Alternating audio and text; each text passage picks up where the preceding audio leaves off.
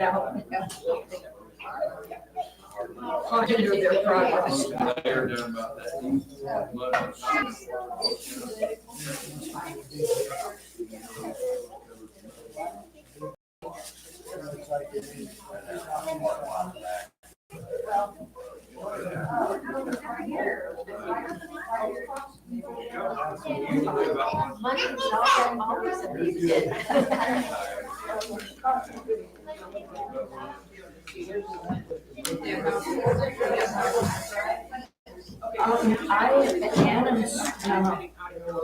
Sandy were coming around. I waited till I saw them coming around again, and I was ready to go back. So I walked him down and then walked the rest of the way.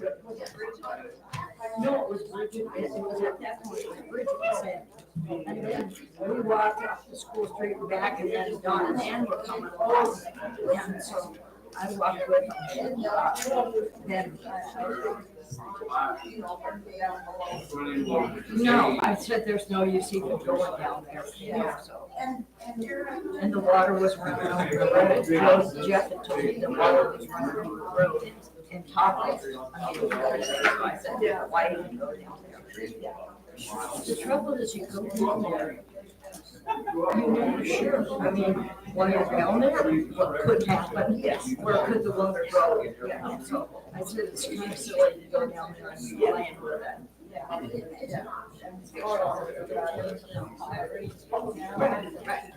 So I said, that's not good. And it turned out the right hand, they were working on the guys. And Teresa didn't want to drive the ice coming in the hot.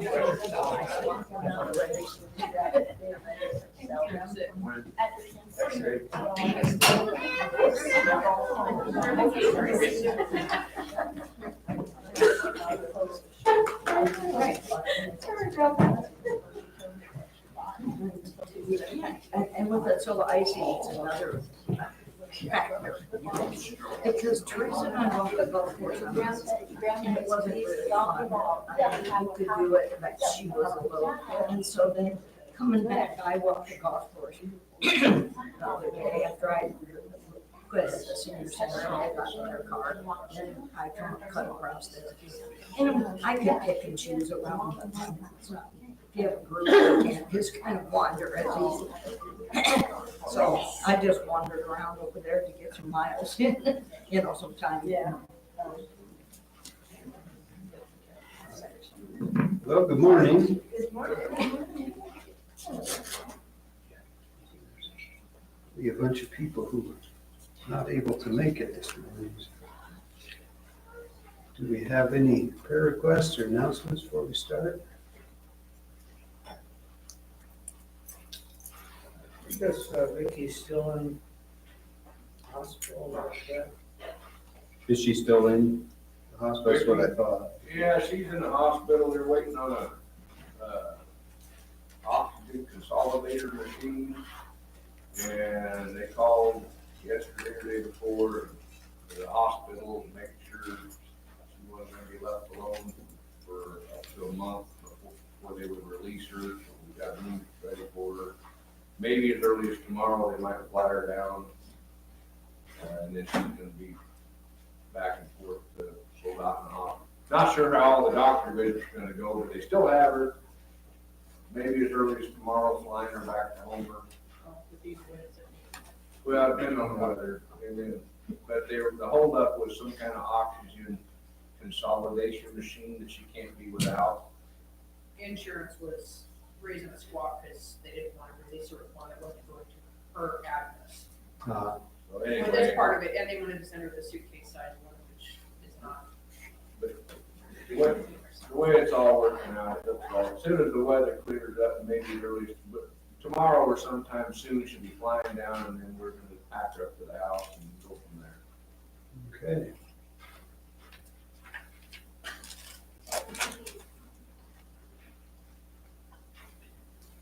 Anything else? Okay, let's pray. Dear Father in heaven, we thank you for this day that you've given us. We thank you for all the many blessings that you give us. We thank you for this time that we have to meet here together and to study from your word. Thank you for bringing us here safely this morning. Pray for those who are will still be coming and still traveling, especially on the back roads. Ask that you would keep them safe. We thank you so much for giving your word to us. We pray that we would have right understanding as we study it. We may use it to guide our lives and to form our thinking. We ask that you would be with those who are sick and going through various difficulties. And ask that you be with Vicki and the difficulties that she's having. Pray that things would go well for her and she'd be able to get back home and recover here. We ask that you would be with those that are traveling. We ask that you would bring Leslie back safely and others who are out in the bad weather. We thank you for Jesus and for all the blessings that we have in him. And it's in his name that we pray. Amen. Okay, we're in Jeremiah chapter 12.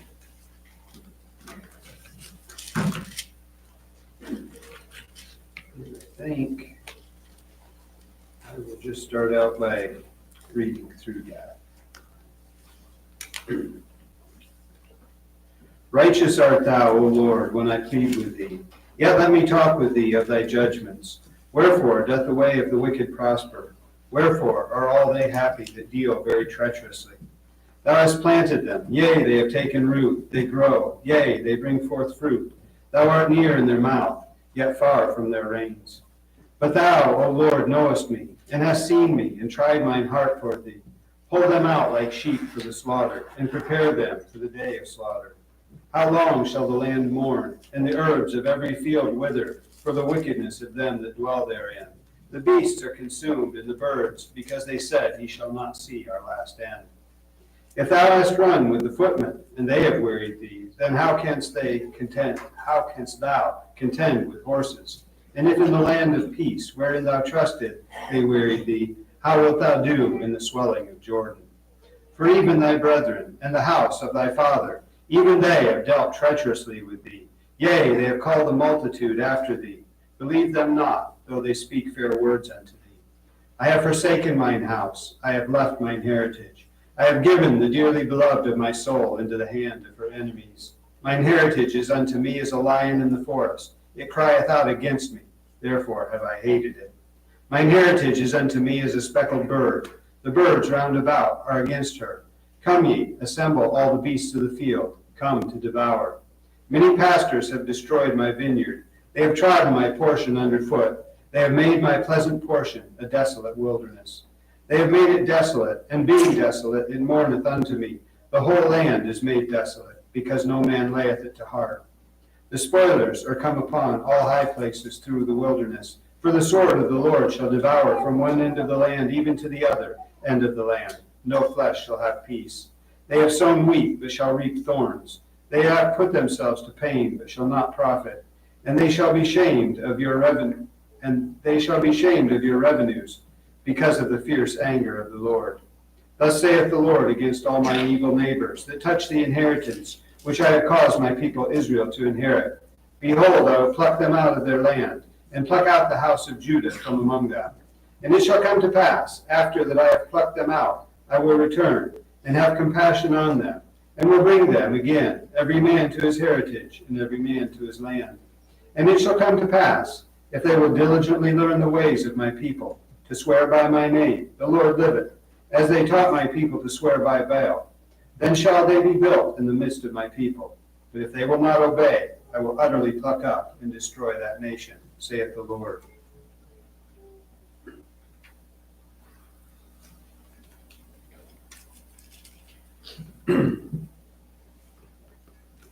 So in these first few verses, you have Jeremiah, a prayer from Jeremiah. He's pleading with God. And the problem that he has here in verse 1, his concern, wherefore doth the way of the wicked prosper? Wherefore are all they happy that deal very treacherously? And that's a problem that mankind has struggled with for a long time. I've got a few scriptures here to look at concerning that. The first one in Job 21, starting in verse 7. And this one could read farther. I'm only planning to read to verse 15. Wherefore do the wicked live, become old, yea, are mighty in power? Their seed is established in their sight with them, and their offspring before their eyes. Their houses are safe from fear, neither is the rod of God upon them. Their bull gendereth and faileth not. Their cow calveth and casteth not her calf. They send forth their little ones like a flock, and their children dance. They take the timbrel and harp, and rejoice at the sound of the organ. They spend their days in wealth, and in a moment go down to the grave. Therefore they say unto God, Depart from us, for we desire not the knowledge of thy ways. What is the Almighty, that we should serve him? And what profit should we have if we pray unto him? You see a little bit even of the same language in that wherefore doth the way of the wicked prosper? Wherefore do the wicked live, become old, and are mighty in power? And then at the end, they said, He shall not see our last end. And this, depart from us, for we desire not the knowledge of thy ways. What is the Almighty, that we should serve him? So just discounting God. And then I'd like to look at Psalm 73.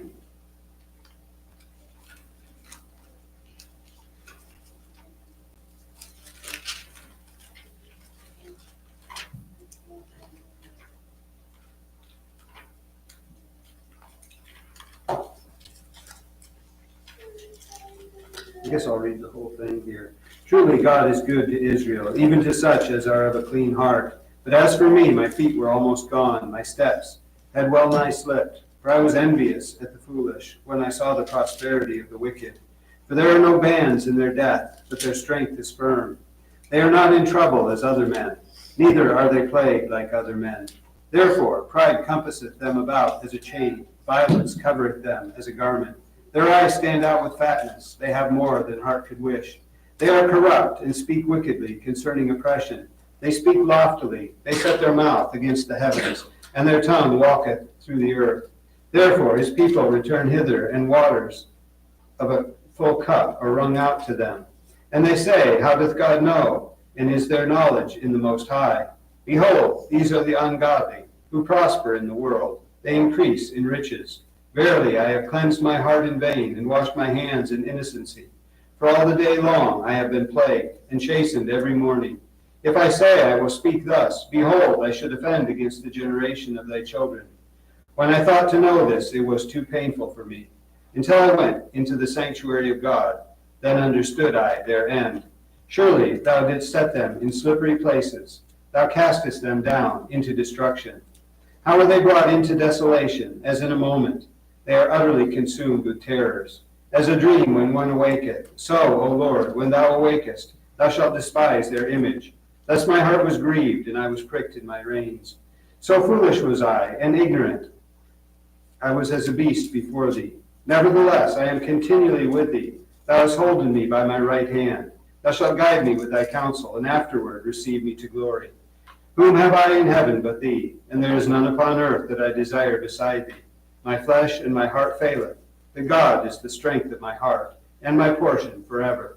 For lo, they that are far from thee shall perish. Thou hast destroyed all them that go a-whoring from thee. But it is good for me to draw near to God. I have put my trust in the Lord, that I may declare all thy works.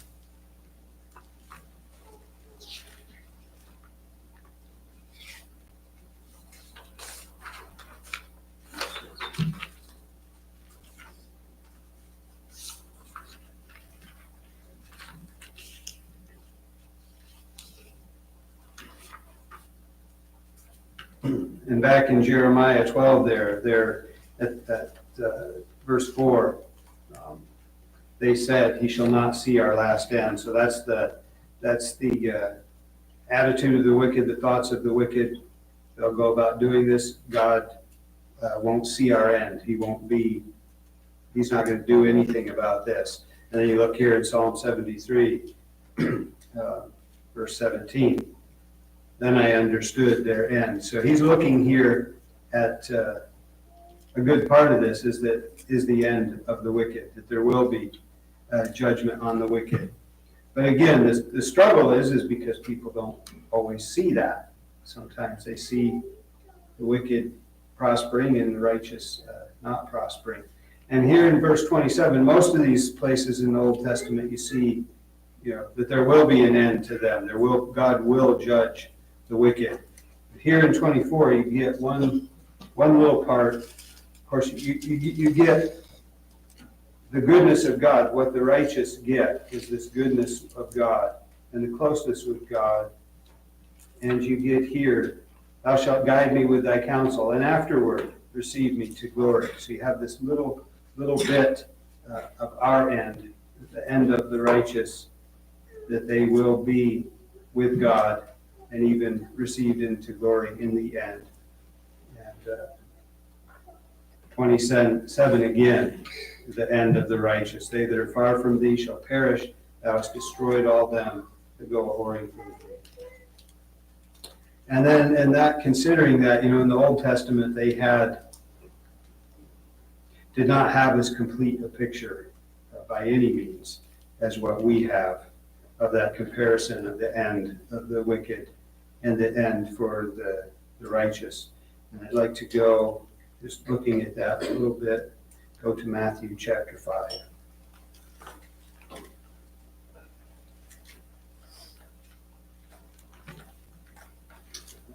Starting in verse 10. Blessed are they which are persecuted for righteousness' sake, for theirs is the kingdom of heaven. Blessed are ye when men shall revile you and persecute you, and shall say all manner of evil against you falsely for my sake. Rejoice and be exceeding glad, for great is your reward in heaven. For so persecuted they the prophets which were before you. So here you have that you're blessed when you're being persecuted, when you're suffering for righteousness. So you can put that in there with the contrast between the righteous and the ungodly, in that it doesn't always work out in this life. But you are blessed because you're following in that path with the others that followed God, and you have your reward in heaven, just as in Psalm 73, that he will receive them into glory. And I just got a couple other, I guess just one other, from the New Testament, Romans chapter 8, starting in verse 12.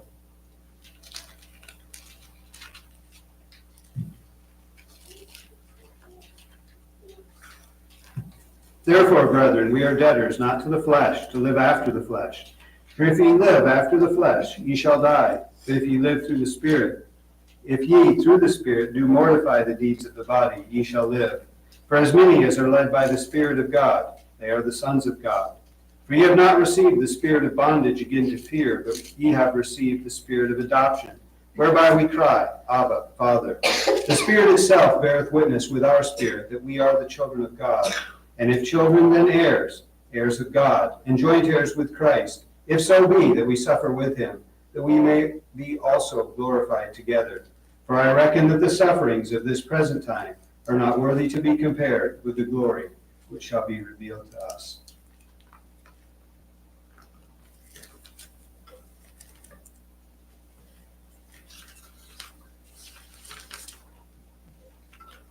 So just considering that limited vision, limited in what we see in this life. And it doesn't always look fair when we just see the results in this life.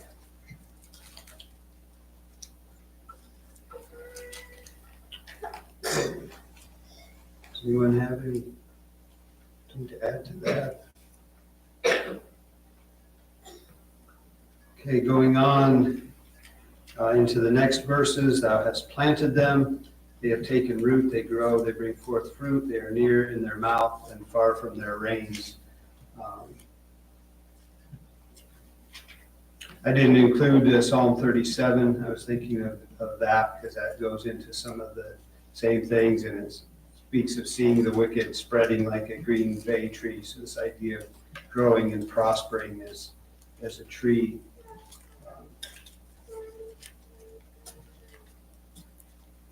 I'd like to take a look at this. I'm using the King James. And in verse 2, it says, "Thou art near in their mouth and far from their reins." And I think a lot of your translations will say hearts there. And I wanted to look at this because just in my study and looking at this, when you read that at first in King James, you see that reins. Of course, we're familiar with reins that control a horse. And that's not at all what this is talking about. The word here is, the Hebrew word is kilya, and it's the kidneys. That's literally what that is. But the idea is the seat of emotion and affection.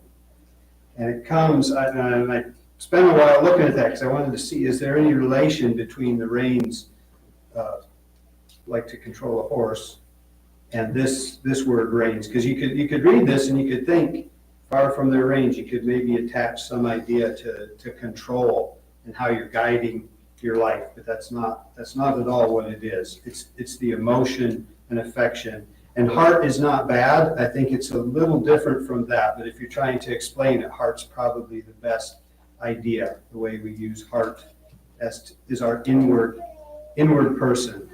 And that's the idea of this verse. They're near in their mouth, so they're talking about God. They're saying they're serving God. But God's not in their inward person. It's not in their thoughts, not in their heart, not in their emotion. They're not attached to God in their inner person. But this word here, reins, it comes into English. In English, it just means kidneys, but it's a use. It's not used at all anymore. It comes from Latin, renes, and then Old French, and then into English. And the place where we do still see it is like if you speak of renal failure and things related to kidneys. That word's still used in medical terms. There's a relation there. Things that are like renal failure is kidney failure. So you still have a connection to that word. And then the word reins for horses, that comes into English in a totally different way. The Latin word is retina, and it means a cord or a strap. And then that comes through Old French to different form, and then into Middle English, reine, a strap or a bridle. So they're two words that look and sound exactly the same. And it's interesting, they're even something that comes in pairs. So it's always plural, reins for kidneys, and the reins of a horse are pairs. But it has, I found that really interesting. And it's just literally is speaking of kidneys. And also when that word is used in other places in the Old Testament, some places King James will translate it reins when it's speaking in that figurative form, that's speaking of the inner man or the emotions. It uses reins, but in other places, like when you read the instructions for the sacrifices and what to do with the kidneys, that's that same word. You do this with the kidneys. So that's the literal meaning. And the difference there in looking at it and studying a little bit, kidneys had to do with emotion and desire. The idea of heart, maybe more of will and intention. And you see it, sometimes you see them paired, as even just back a little bit here in 11:20 in Jeremiah. But, O Lord of hosts, that judgest righteously, that triest the reins and the heart, let me see thy vengeance on them. For unto thee have I revealed my cause. Now, sometimes in Hebrew, they'll use synonyms that way. They'll say the exact same things two different ways.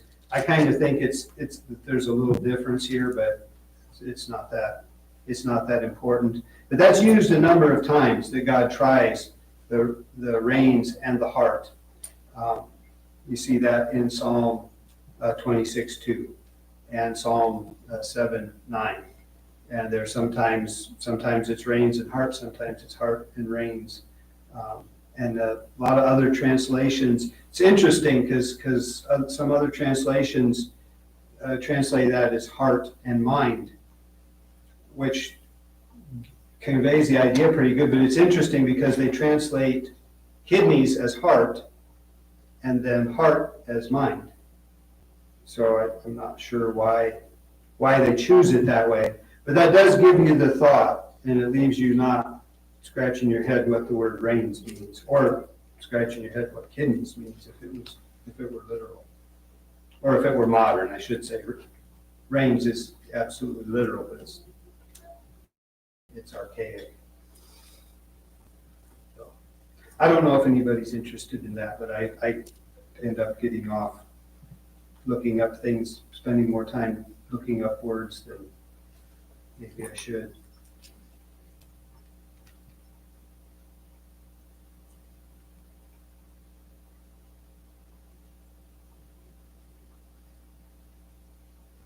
And here again, in the next verse, we have the word heart.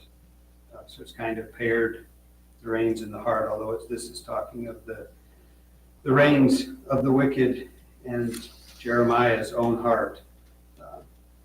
Thou, O Lord, knowest me, thou hast seen me and tried mine heart toward thee. Pull them out like sheep for the slaughter and prepare them for the day of slaughter. So he's asking for that judgment on the wicked. So he's contrasting himself. The wicked are doing this, but you know me, you know my heart. You've tested my heart. You know what I am. And then he makes his request that the wicked will be pulled out like sheep for the slaughter, and prepare them for the days of slaughter.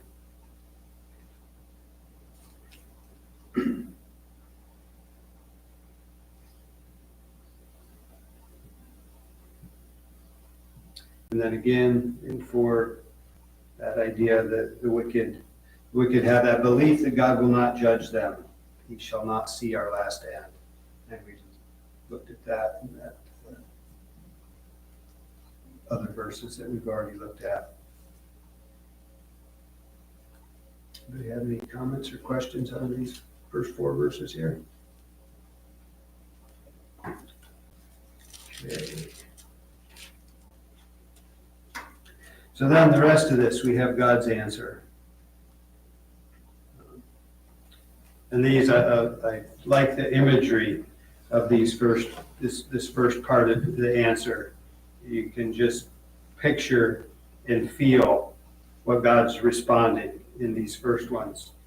If thou hast run with the footmen and they have wearied thee, then how canst thou contend with horses? And if in the land of peace wherein thou trusted they wearied thee, then how wilt thou do in the swelling of Jordan? Say, if you're worn out now, how are you going to handle what's coming? There's worse things coming. So you have this idea of running with footmen, and you're tired. How are you going to handle running with horses?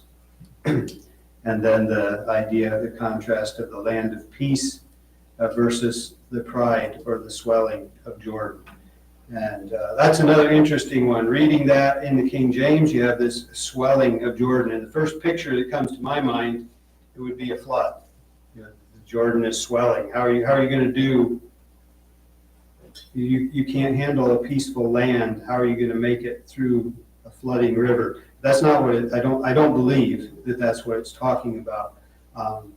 It makes sense. It's a sensible picture, so it's easy to think that. But most translations have pride of Jordan or something else. And see those words, and most places in the Old Testament, that word's translated as pride. But you can see the connection. Pride and swelling can be synonyms, and that's what's happening here. The word is usually translated pride or pomp or excellency, things like that. But swelling works. It's not wrong, but it's swelling, I believe, in the sense of pride. And from what I looked at, I believe it's specifically talking about a place. The pride of Jordan talking about the dense vegetation around the Jordan River, and especially up north of the Sea of Galilee. That there's a place where there's dense vegetation, so it's like a jungle. So you're having a hard time in the peaceful land. How are you going to do in the jungle? And the idea of dealing with beasts there too, and you find that, and this is what really convinced me of that, is if you go to Jeremiah 49.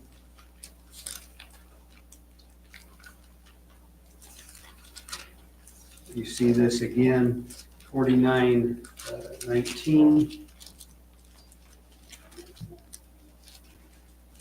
Behold, he shall come up like a lion from the swelling of Jordan against the habitation of the strong. So you have this idea of a lion coming up from the swelling of Jordan. So the flood idea doesn't make sense.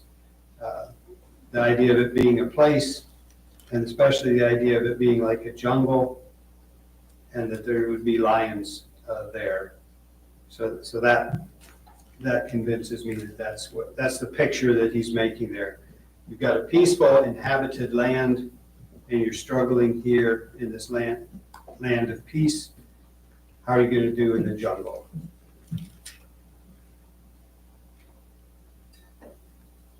And then also, when we get down to verse 12, it's speaking of,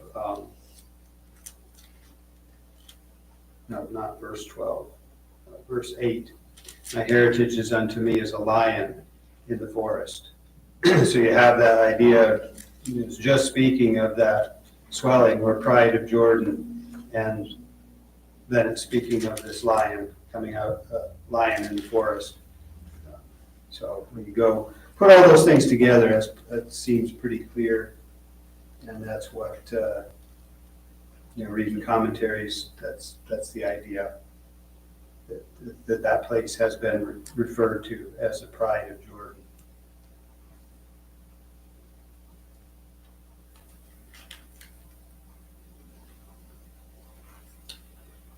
So verse 6, for even thy brethren and the house of thy father, even they have dealt treacherously with thee. Yea, they have called a multitude after thee, believe them not, though they speak fair words unto thee. And you see, just going back into chapter 11 there, starting in verse 19. But I was like a lamb or an ox that is brought to the slaughter, and I knew not that they had devised devices against me, saying, let us destroy the tree with the fruit thereof, and let us cut him off from the land of the living, that his name may be no more remembered. But, O Lord of hosts, that judgest righteously, that triest the reins and the heart, so there you have it again. Let me see thy vengeance on them, for unto thee have I revealed my cause. Therefore, thus saith the Lord of the men of Anathoth, that seek thy life, saying, prophesy not in the name of the Lord, that thou die not by our hands. Therefore, thus saith the Lord of hosts, behold, I will punish them. The young men shall die by the sword, their sons and their daughters shall die by famine, and there shall be no remnant of them. For I will bring evil upon the men of Anathoth, even the year of their visitation.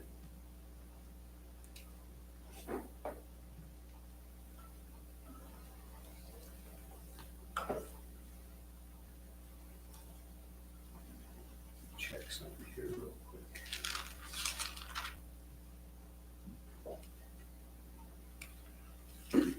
Yeah, so Anathoth is his town, as you read in first verses there of Jeremiah.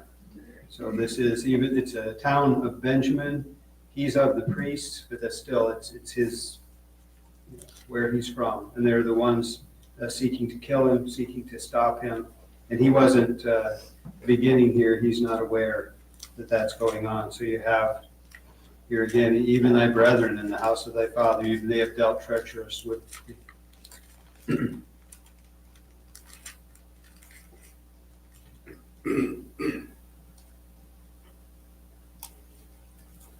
And you get into verse 7, it's speaking again of God's judgment. I have forsaken mine house, I have left mine heritage, whether the house is referring to Israel itself, or if it's even speaking of the temple. he's leaving this. Even still calling it the dearly beloved of my soul, but giving them into the hand of her enemies. Verse 8 there, my heritage is unto me as a lion in the forest, crying out against me, therefore have I hated it. So that picture follows after that picture from verse 5.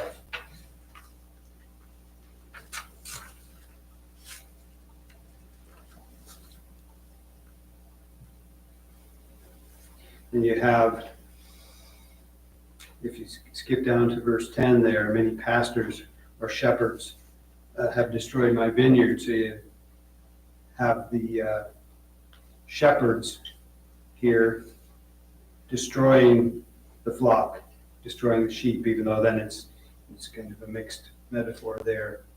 The shepherds and the vineyard, but you have this lion that's crying out against God, and the shepherds destroying God's vineyard. The point there being God hates it for that, his heritage.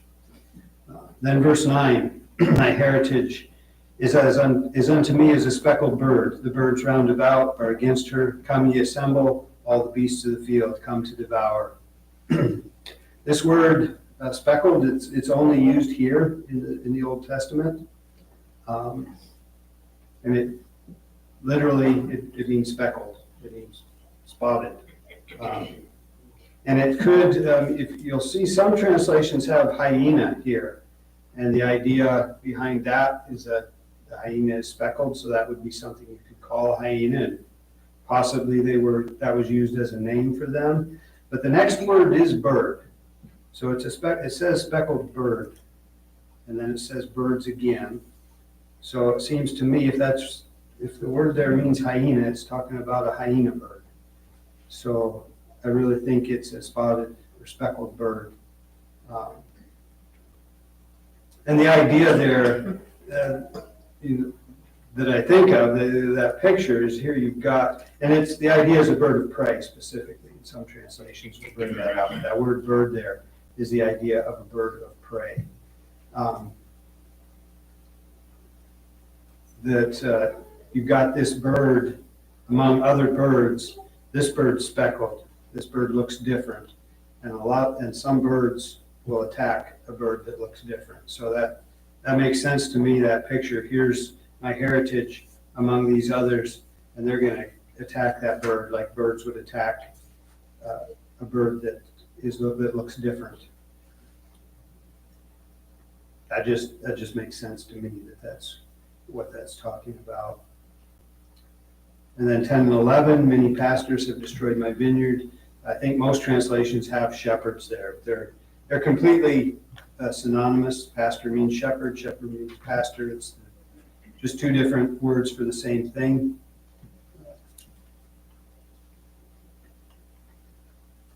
So you have this mixed metaphor of the pastor, the shepherd, and the vineyard. So it's mixed, but it makes perfect sense. It's clear in meeting. The leaders of the people have destroyed God's vineyard.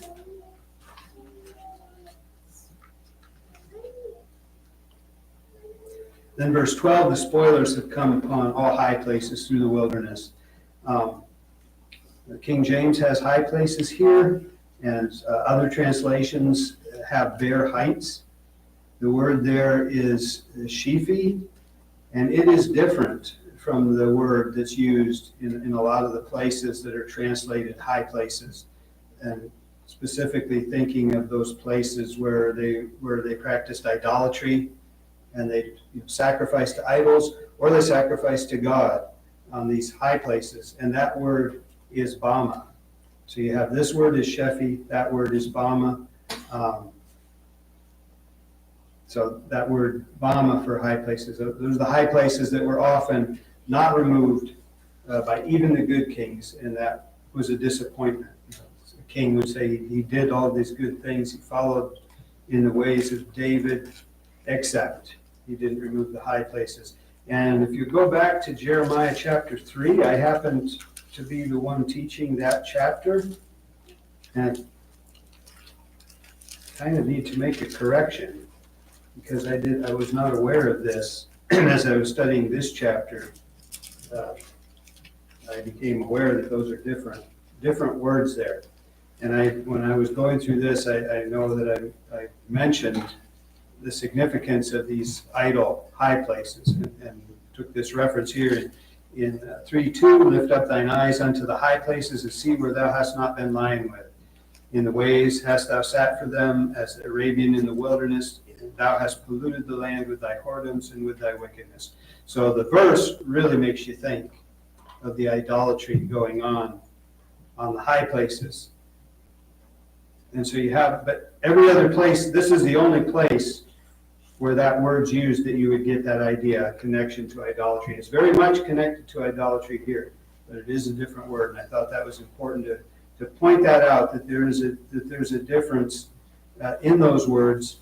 And this is the only place in 2 where there's connection to the idolatry.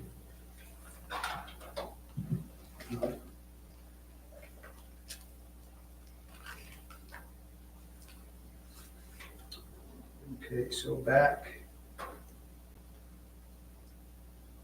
to chapter 12 and verse 12. The spoilers have come on the high places. Other translations have destroyers or ravagers. It's God's judgment coming. There's destruction everywhere and no peace. And then verse 13, they've sown wheat and are reaping thorns. Of course, you have that as the curse, right at the beginning, the curse that was on Adam, that the ground would bring forth thorns for him. So that thorns representing consequences of sin. And if you go to Deuteronomy 28,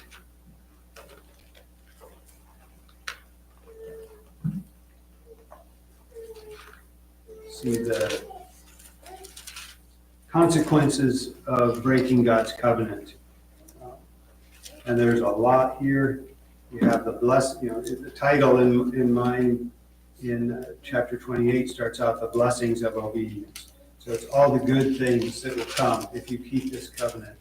And then starting in verse 15, the title put in here is the curse of disobedience. So then you have all the things that will happen if you don't keep the covenant.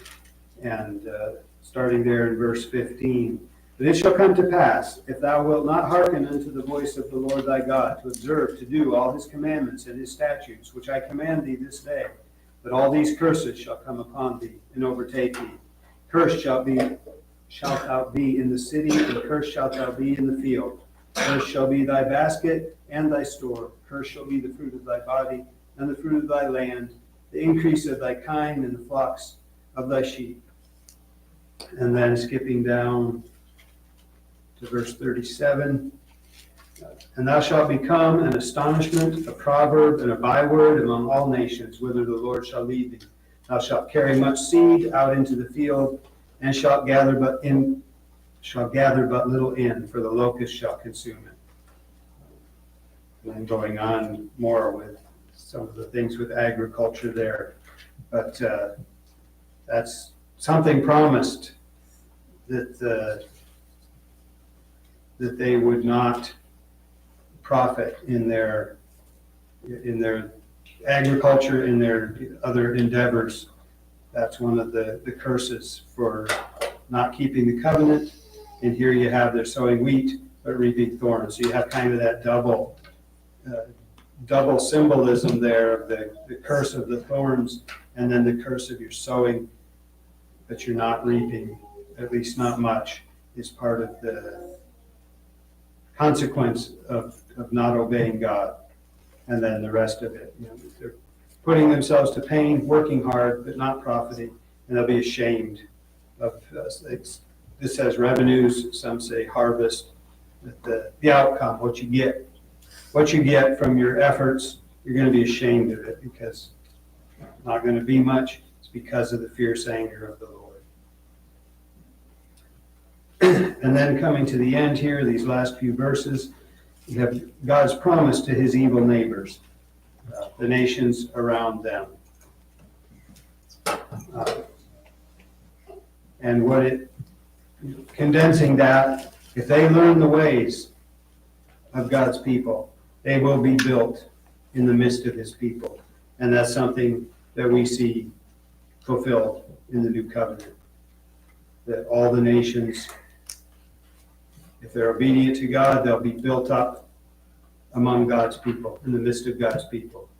That new covenant was made with the Jewish nation through Jesus, the ones that obeyed him. And for 10 years, it was just the Jews and then the nations that began to pour in and be built up in God's people. So you see that fulfilled in that new covenant. And it's conditional. It's conditional for the Jew and the Gentile to learn the ways of God's people. And then they'll be built. And if they will not obey, then the consequence is destruction. So that promise then to the nation of Israel then goes out to the other nations, both the good and the bad. They'll be built up in God's people if they obey God, and they'll be destroyed if they don't obey. And that's all that I have. Does anybody have any questions or?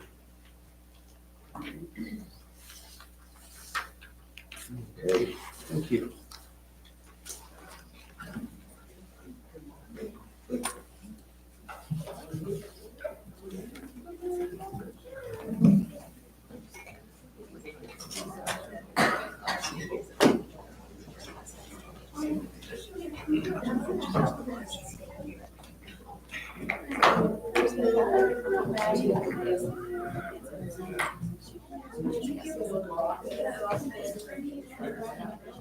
Are you